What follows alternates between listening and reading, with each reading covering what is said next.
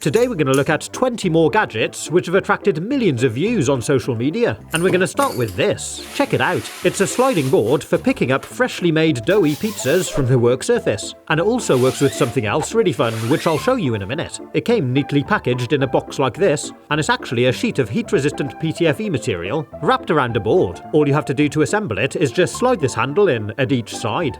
And it's ready to use. Take the other handle and slide it backwards and forth. So once you've finished making your pizza and want to transfer it, just sit it alongside and push the board under. Simple as that. It makes it absolutely effortless and so easy to transfer. If you were trying to move a fresh pizza by hand, it's nearly impossible. But what's crazy is how it also works for spilt sauces. Check this out, a big mess of mayonnaise and mustard. But with this, you can just scoop the whole thing clean up. It's even picked up the splatter. You can also put it back down and lift it back up again. It keeps the same pattern. It doesn't even mix it up. Now check out this cute little sausage dog. It's called the Hotdog Slicer. It looks really cool. Nice bright colours. It's got this little pointed tail at the back and this really cute little face. To use it, just lift off the top and lay a hot dog sausage on the base. If it's too long, you can cut it down to size. Then line the slicer up over the top and push it straight down to chop it all the way through. If you wanted to, you can tip them out onto a plate. But what's really cool is to serve it as a snack bar. So fill the dog bowl up with some ketchup, lay on another sausage, push down the dog to cut it through, and you can take the pieces of sausage and dip them into your sauce. You can even use a little fork to pick them out of the cutter. Pretty cool, huh? Now, have you got any idea what this is? It's actually a stainless steel bottle opener. There's this clever mechanism underneath with a spring-loaded lever, and to use it, you just push it down over the top of a bottle. It's really quick and easy to use. And there's even a magnet in the base to collect the cap. Check this out, it's a rechargeable lighter with a long flexible neck. It's actually a plasma lighter and it arcs between these 2 points. It's got an inbuilt battery which you charge up from this USB port here on the bottom, and these LEDs indicate the battery level. There's an on and off switch here in the middle, and a button just above it to actually start it. And it's really cool having this long flexible neck which you can bend and shape. It means you can keep your hands well away from the flame, and easily get down into things to light them. Check out this anti-gravity water humidifier. Doesn't that look cool? So here's the unit. There's rubber feet underneath to help it grip. There's this grill here at the bottom, a hole here at the top and 3 LEDs, and there's another hole here where the vapour comes out from. There's a USB-C port here at the back to power it, and a touch-sensitive on and off button here. Remove the base and take a look inside, and you can see here's a water pump. To use it, we fill up the sump with some warm water, refit the top part, and plug in the USB.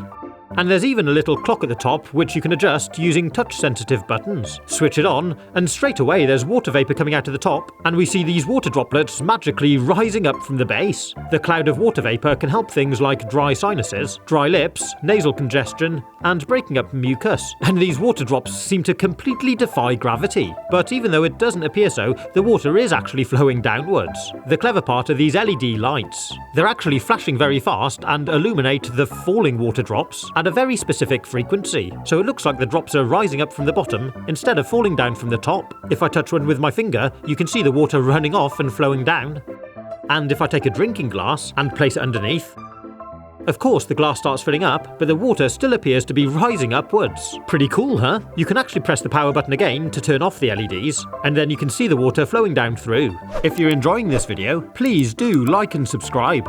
Next is this really cool flat whisk. It's got these 4 whisk parts here, and if we grip this part and give it a twist, it opens right out into a conventional whisk. That's so clever. It makes it really easy to store. You can use it as a flat whisk if you're mixing something in a shallow pan like this, or if you're doing something larger, just pop it open.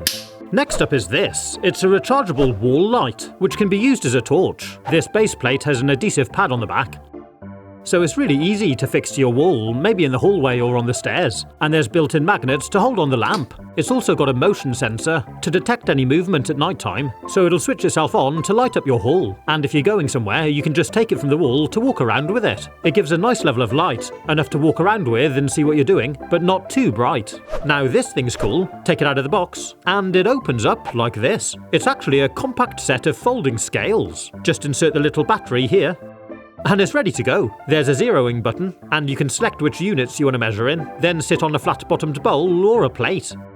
They fold up really small, perfect if you're tight on space. Just look at the size difference compared to these conventional scales, and they're noticeably smaller than more traditional digital scales. They're great for saving space, you can store them in a drawer. Next up is this soap dispenser, designed to tidy up your washing area. Take it out of the box and disassemble it. Then start filling up the tray with washing up liquid. Then you take the pump unit and screw it into the midsection, slide it back onto the tray, and fit the sponge holder. You can see there's a hole here right in the centre, and this sits over the nozzle of the pump. Now if you press down on it a couple of times, the soap gets pumped right up to the top. Now it's primed, it'll go straight onto the sponge. So keep it next to the sink, and next time you do some washing up, just apply some soap as you grab your sponge.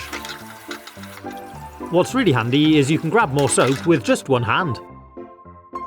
And when you've finished, you just keep the sponge on the holder. And every once in a while you can just lift out the tray and pour out any water that's run down through. This thing's really cool. It's an automatic toothpaste dispenser. It's made out of plastic, but it looks almost like marble, and it works by pushing this part back here with your toothbrush. There's an adhesive strip on the back, so to fix it, peel off the backing, make sure it's nice and straight, and push it onto your wall. Then take your tube of toothpaste, undo the lid, push it down into the silicone plug, and screw it in. It makes a nice airtight seal, then after a few pumps, out comes the toothpaste. You can use it with an electric or a conventional toothbrush, but if your toothbrush has got a smaller head, just be careful not to push it too far in, otherwise it can miss. Next up, this digital microscope. It can be connected to a computer, a tablet or a phone. Here's the microscope. There's a lens cover on the end, which also protects 8 LEDs. There's a dial on the side to adjust the magnification from 40 to 1000 times, and a couple of buttons too. It comes with this really clever USB lead, which folds down to reveal a micro USB to use on your phone or tablet. And it also came with this USB-C adapter. There's this little stand you clip the microscope into to hold it. This micrometer calibration ruler to give you an accurate reading on things like length and width. And once you've downloaded the software, just plug it in, and it kicks into life. Check out my finger. Or even this slice of apple. I followed this leaf all the way up to the stem, and you can even press a button to save a photo of what you're looking at onto your phone. Or if you like, you can even take a video. You can see individual threads when looking at fabrics. Looking at this coin was really cool too, or you could use it for working on circuit boards. The light's got an inline dimmer, and it's a really fun little gadget which gives some great results. Next up is this gadget. It's got this kind of windmill cutting device at one end, a depth gauge here, and it's built on this stainless steel piece of channel, and is for cutting watermelons into cubes. Slice a melon in half, and cut the ends off. Then line it up with the edge and push it through like this. How cool is that? The windmill goes round as you push it and chops the melon into some lovely cubes. Or check out this watermelon fork. Take it out of the box, and from this angle it looks pretty normal. But then from underneath it's got these 2 extra prongs sticking down, which hold a thin cutting bar. The idea is we push it down into the melon like this and drag it back across the surface. Once you've done it, you can just turn your fork around and lift out cubes. Some of the pieces are a little odd, but most of it's come out well. Now you've got to check out this Crimpit. Inside we've got this plastic 2-piece mould, and to use it we need to take one of these thins, place one half into the base of the mould, push it down in, and add some filling. Something like cheese, ham, and maybe some fresh basil, or you could do a cheese and tomato one. Then place on the other half, and tuck it down a bit in. Then place on the other half of the mould and give it a good press down. Check it out, it crimps the top and the bottom half together and seals it all the way round.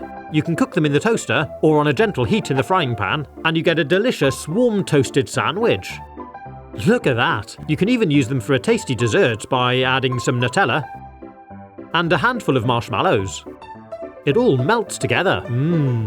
Next up is this folding silicone kettle. There's a button here at the top to open the lid, and a little on and off switch at the bottom. The idea is it could be handy if you haven't got much space, because it folds away so it's easy to store, or you can take it with you when you're travelling. It works the same as a normal kettle, just plug it in and switch it on, and once it's boiled it switches itself off, although the switch does stay in the on position. It does feel a little bit unnerving being full of boiling water and flexible, and when I poured a cup of tea, the top opened up by itself. I think I was trying to pour the water out quicker than it could flow through these holes. Next up is this genius kitchen gadget, which is 8 tools in one.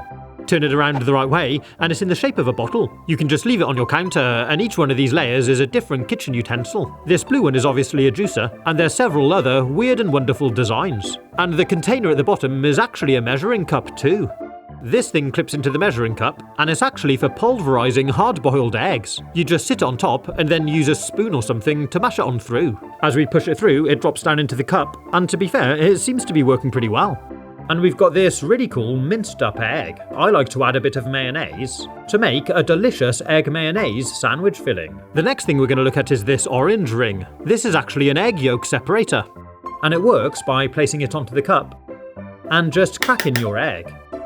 And this one seems to work well. It catches the egg yolk and all the white runs through the holes. Again, perfect if you need to separate them for a recipe or something.